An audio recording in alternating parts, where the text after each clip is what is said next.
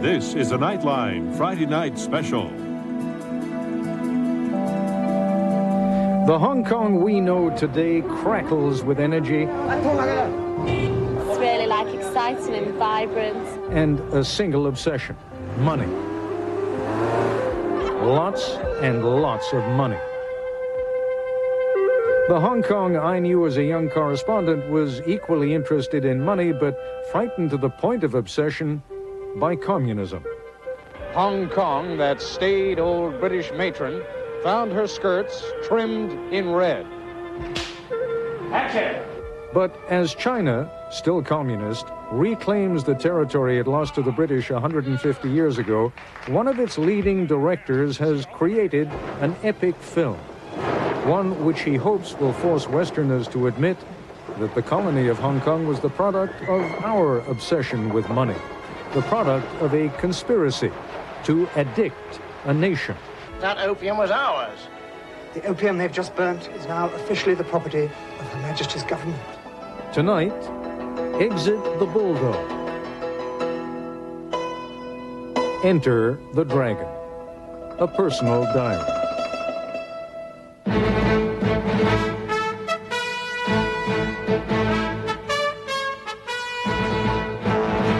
This is ABC News Nightline. Reporting from Hong Kong, Ted Koppel. You should know at the outset that the turnover of Hong Kong to China 67 days from today is not just another news story for me. This is where my wife and two oldest daughters lived when I was in Vietnam as a war correspondent throughout 1967. This was where I came for a week's R&R every 2 months. A little more than a year after we left, we were assigned back, and for the next 2.5 years, I was ABC's bureau chief out here. Hong Kong is where my wife and I rededicated our marriage vows in 1969 at St. Joseph's Church. My son was born in Hong Kong, right over there at Canossa Hospital. The older girls began school out here in Repulse Bay. This is where I learned my trade as a young foreign correspondent, and some of what that young stranger wrote and recorded back then will be a part of this program tonight. This is Ted Koppel, ABC News, Hong Kong.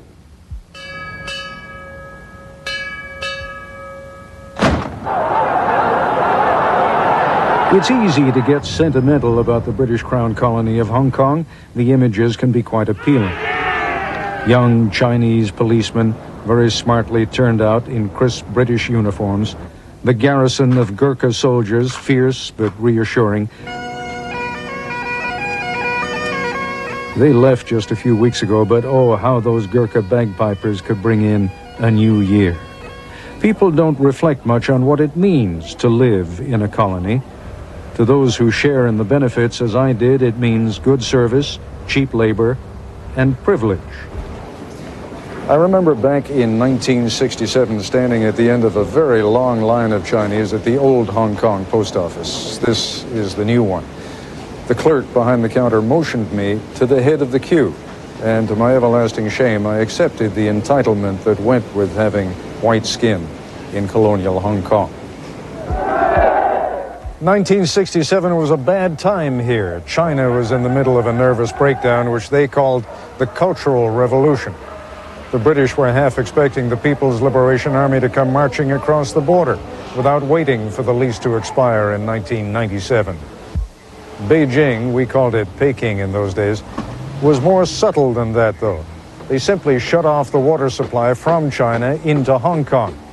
Hong Kong's few reservoirs were, and are to this day, totally inadequate to serve the needs of the colony on their own. In the summer of '67, we got 4 hours of water every 4th day. You filled up every available pot. 50-gallon drums were the hottest selling item in Hong Kong. You filled the bathtub. Everyone in the family washed, and then we'd use the dirty water to flush the toilets. 30 years later, and I still feel uncomfortable letting the water run while I brush my teeth. There were bombs in the street. One of the first lessons we taught the girls was never to pick up or kick a paper bag or a package on the sidewalk. And there were the riots. The Chinese communists called them demonstrations. The British called them riots. Either way, a lot of people got hurt. Some were killed, and many others were thrown in prison. It certainly wasn't Tiananmen, but there wasn't any talk of democracy in Hong Kong back then either. Hey, it's a rough world. The British did what they had to do, but they were less sentimental about human rights and representational government back then. These days, of course, to listen to what people are saying back in Washington, you'd think that Hong Kong had always been a democracy under the British. I will underline American support for the continuation of Hong Kong's current way of life and freedoms. The liberties and the freedoms that have been so prevalent in Hong Kong are being taken away. Hong Kong works because of freedom. The freedom is indivisible. For all the talk about respecting freedom of the press, the British have been known to play hardball on that score too. Back in 1967, the Chinese government ordered a British correspondent for Reuters placed under house arrest. His name was Anthony Gray. It was a big story at the time. What had provoked the Chinese got a lot less attention then and is virtually forgotten today. The British had rounded up 11 Chinese communist newsmen in Hong Kong. Gray was being held until their release. For over 2 years now, a British journalist has been under complete and solitary house arrest in Peking, waiting for this event to take place here in Hong Kong. With a cry of "One Sai, long life," left-wing journalist Wang Shuk jumped out of a British police truck to be welcomed by several dozen communist friends and colleagues wearing the inevitable Mao badges. Wang was arrested and jailed 2.5 years ago for the part he played in Hong Kong's left-wing riots of 1967. Now, the British rule of Hong Kong at its worst has never come close to the absolute and total violation of the most basic principles of human rights that has been routine in China over the past 50 years. But Hong Kong and democracy have only become genuinely acquainted during the last 7 or 8 years. To pretend otherwise is to ignore history. And history is the key to understanding China's attitude toward Hong Kong. That part of the story when we come back.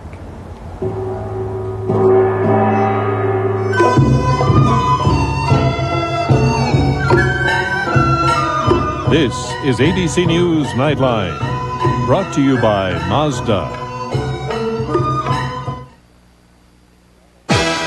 97 Mazda 626LX Sports Sedan. Lease for $219. Add an automatic and the lease goes to. Add power everything and the lease cruises to. Add air and a sweet sound system and the lease rolls to. Add the best basic warranty in its class and you get the idea. Lease or buy. $17,595. Ends April 30th. Here, in the world's most advanced manufacturing environment, Intel technicians are making Pentium processors. Nearby, other Intel technicians are adding something new.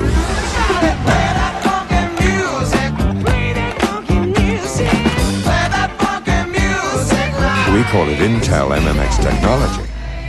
You'll call it fun.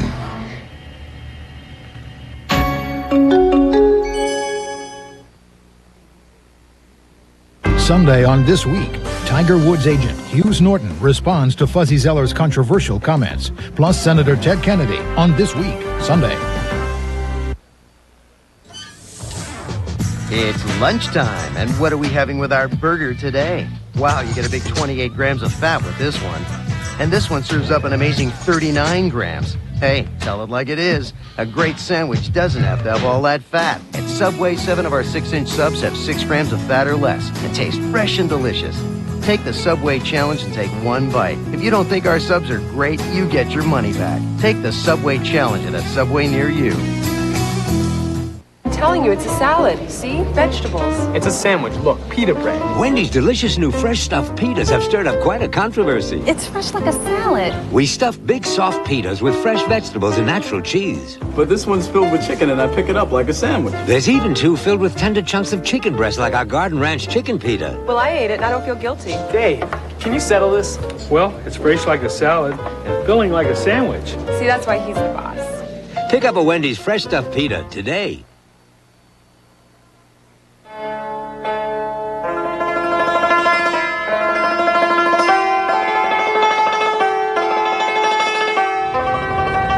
Kong is about money. There's all this money here. It's money. It's always driven people. You know, it's a typical human thing, isn't it? Greed.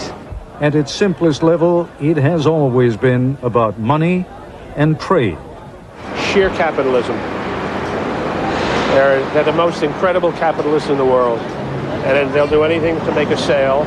At every level, Hong Kong is about buying and selling. Just the shopping I like. Exactly the variety, the number of stores, and it gets to the point where you're confused. Money, money, money makes the world go round, doesn't it? It's hard to imagine these days. I mean, just look at the place. It's literally choking with office buildings.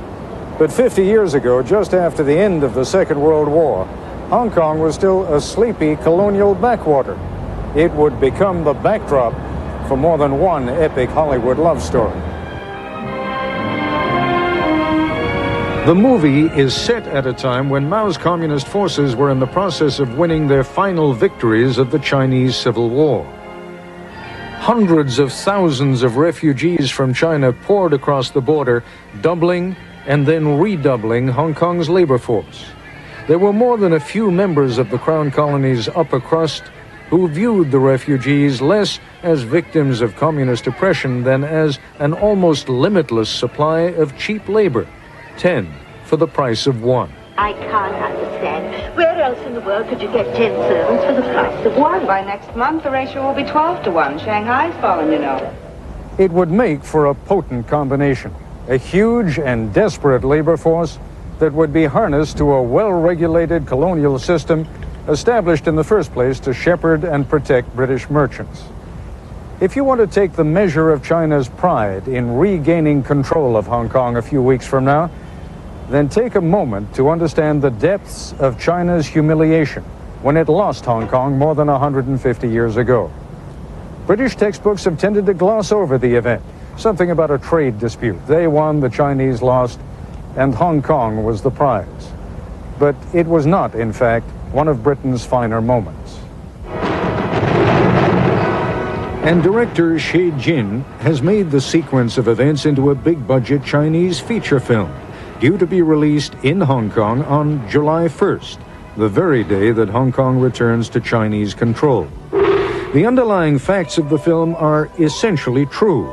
The British were buying enormous quantities of Chinese tea and silk. British and American traders raised the necessary capital by conspiring with Chinese merchants to bring huge quantities of opium into China. I'll just have to send him 8 times as many gifts of silver. More than 40,000 chests of opium were sold in 1839 alone. Robert Freeman plays the role of one of the American merchants. I guess if I brought up a present-day analogy, it would be Colombia invading America, and America saying no, and then they bring in their warships up along the coast and bombarding it, saying, you know, if you're not going to let us bring in our dope, then we'll bomb you. At the peak of the opium trade, it was estimated that 1 out of every 10 Chinese men was an addict. Westerners have suggested at times that it was due to an essential flaw in the Chinese character. That the British helped create those addicts has received much less attention. Until now. Action! Chinese director Xie Jin's new film, The Opium War, owes a little more to propaganda than documentary film techniques. But it is this somewhat ham-fisted version of history that filmgoers in Hong Kong will be seeing just a few weeks from now. For 5,000 years, China lay hidden in isolation. Then a western wind came, the white man wanting free trade. The empire tried to resist the western influence, but the British traders persisted, bringing a terrible evil into the land.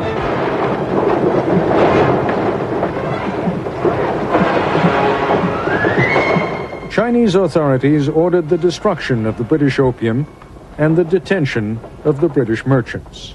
Queen Victoria's government responded vigorously. We shall not let them insult the dignity and the honor of Her Majesty the Queen.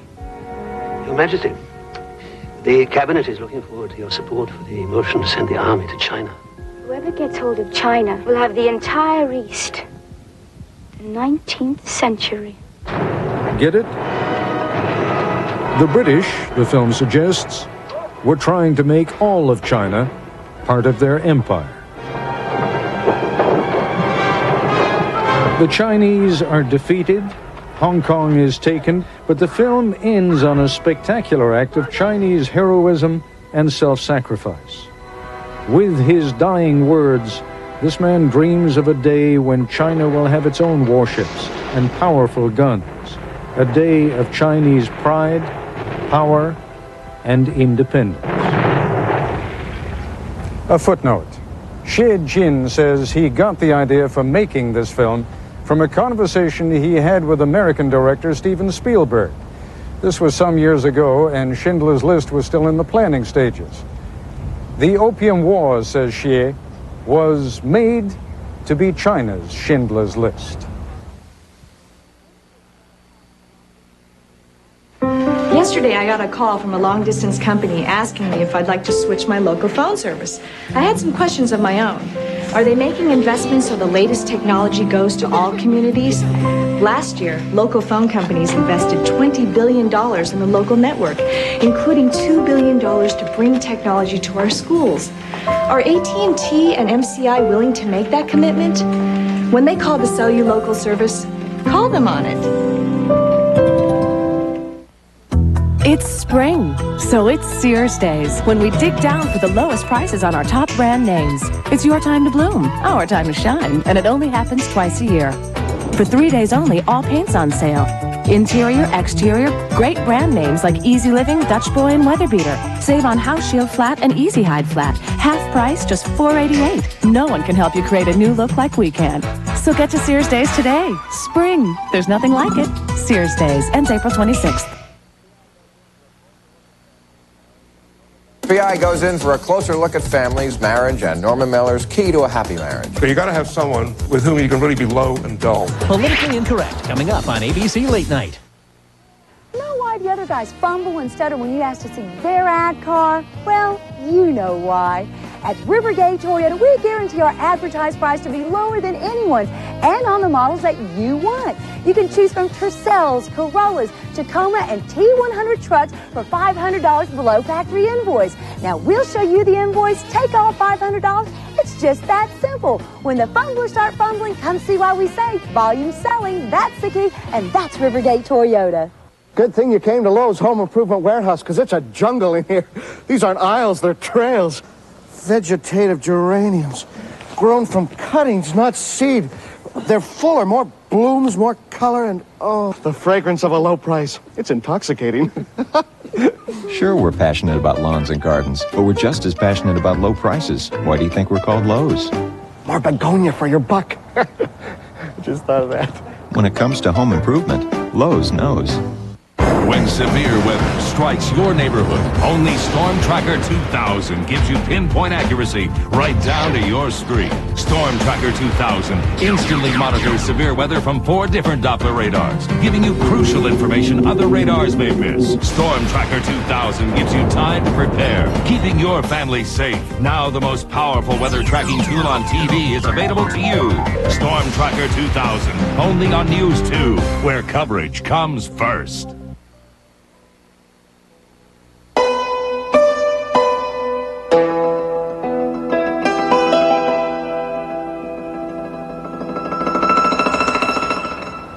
You cannot imagine what this place once looked like. This graceful park, known as the Kowloon Wall City Park, was opened just a little more than a year ago.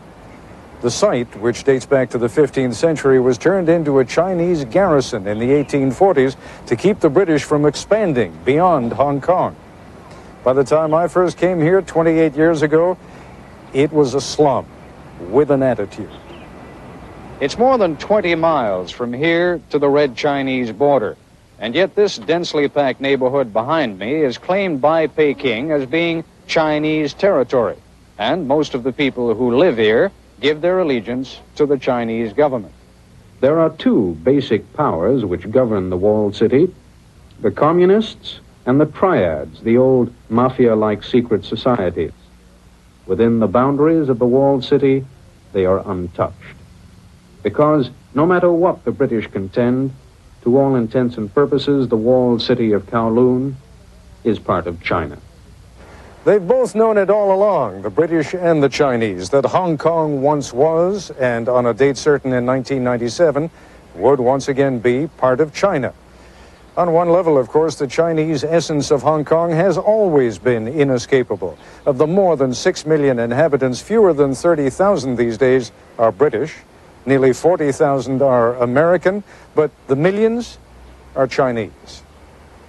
Well, when I went to school, I think we were not told about the Opium War at all. Sung Yok-sing is the headmaster of the Pui Kyu Middle School, which has a definitely left-of-center pro-Beijing orientation. Patriotic, Mr. Tsang calls it. It's very different from the kind of very colonialist curriculum we had in the years shortly after the World War. To have been a student here back in 1967 was to be regarded as pro-communist, radical, even dangerous. To be a student here today is to be well-positioned for transition into the new Hong Kong. Here's Hong Kong. These are bright students, disciplined and optimistic about the future. Their place in Hong Kong is secure. A little more than a generation or so back, during the anti-British riots of 1967, students here printed pro-communist leaflets. One of them, who was jailed by the British, was Headmaster Tsang's older brother. Nevertheless, Mr. Tsang concedes that the British have done a fundamentally good job here. I think we should give them due credit for the very efficient civil service here, for our legal system, very reliable legal system, and so on. Despite all this, I think it has always been, in our minds that Hong Kong should return to China someday. Hong Kong's textbook publishers have already consulted with Beijing about prudent changes they might want to make. Some are obvious. China, for example, should no longer be referred to as Hong Kong's neighbor. And then there is this one history textbook, we just came across one, that made no mention of the Opium War in its account of, the history of Hong Kong's ceding to the British. We talked to the textbook publishers, we tell them, well, we thought stuff called opium was involved, and so we would rather, see a more accurate account of history. Sung Yok-sing and his students have always considered themselves Chinese patriots. It is not surprising, then, that they anticipate the Chinese takeover of Hong Kong with optimism and confidence. Mr. Tsang maintains, though, that the feeling has been contagious. The other headmasters or headmistresses in Hong Kong schools, perhaps those who have felt more pro-British over the years. Is this a fearful time for them at all, do you think? You must talk to them at times. Well, first, I don't think you'll find many people in Hong Kong who would admit that they are pro-British. They have worries, yes. And so do we. I mean, we are totally aware of the possible problems we may be faced with. For example? We know that, for example, the Chinese government, the Chinese officials, they have very different views on things like freedom of expression, press freedom. But this is our country, for better or for worse. We are Chinese. And I think this is, I believe, the common feeling among most people in Hong Kong, including the headmasters of other schools, where they may not like the political system in China. They may not trust the Chinese Communist Party. They may have members of their own family being persecuted in the mainland in the past 40 or 50 years by the Chinese government. But the public opinion polls in the past half year or so have indicated consistently that Hong Kong people's confidence in our own future is on the rise. I mean, most people are looking forward to a better future after the handover. That is not what most Americans believe. Overwhelmingly, Americans are convinced that if the residents of Hong Kong could choose voluntarily, they would opt for the current system, not Beijing. In fact, a poll issued today in Washington by the Asia Society and the Committee of 100 shows American opinion to be nearly unanimous. Only 4% of those polled felt that Hong Kong residents would favor Beijing rule. But in this case, the 4% and school principal Tsang are right, and most Americans are wrong. Fully 62% of Hong Kong residents polled in the same survey said they would choose to join China if the decision were up to them. That's not to say that there aren't still a lot of doubts about the future of Hong Kong and the Chinese rule, but most people here are ready to move on. And by the unsentimental measure of the marketplace, Hong Kong is bullish on Beijing. When we come back, I'll tell you about Monday's program.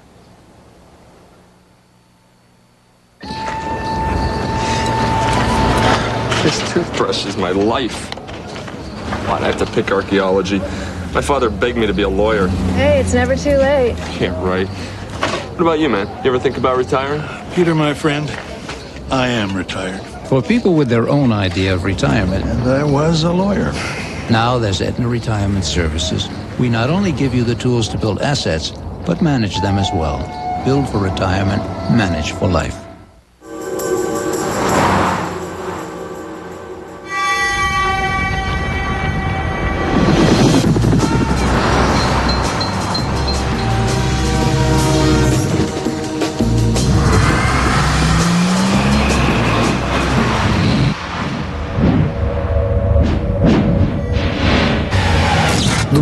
To your subconscious has just been reopened. Introducing the new Coupe. FedEx will come to your office to pick up your 2-day package for an extra charge. UPS will come to your office to pick up your 2-day package for an extra charge. The U.S. Postal Service already comes to your office every day. So we'll pick up your priority mail 2 to 3-day package for free. So, what's your priority?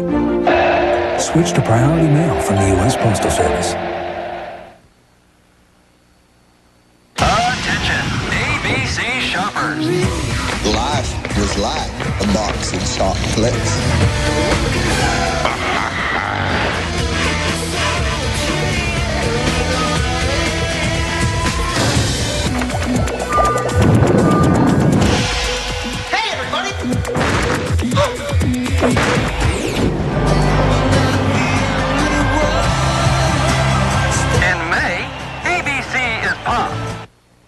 Life's so busy, I don't know exactly when it hit me.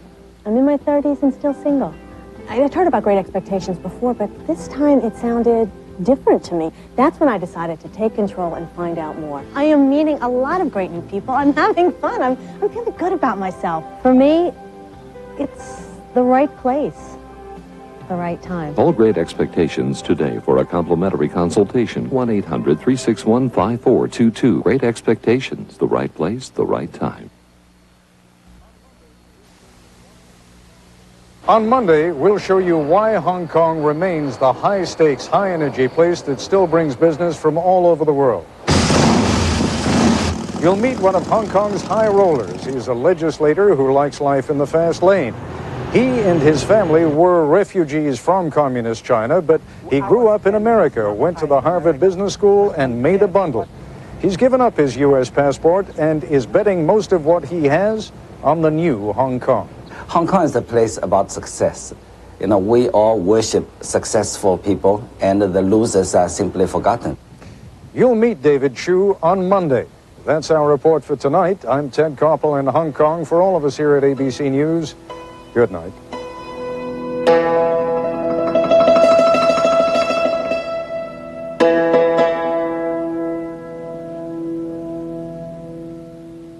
Nightline is a presentation of ABC News. More Americans get their news from ABC News than from any other source.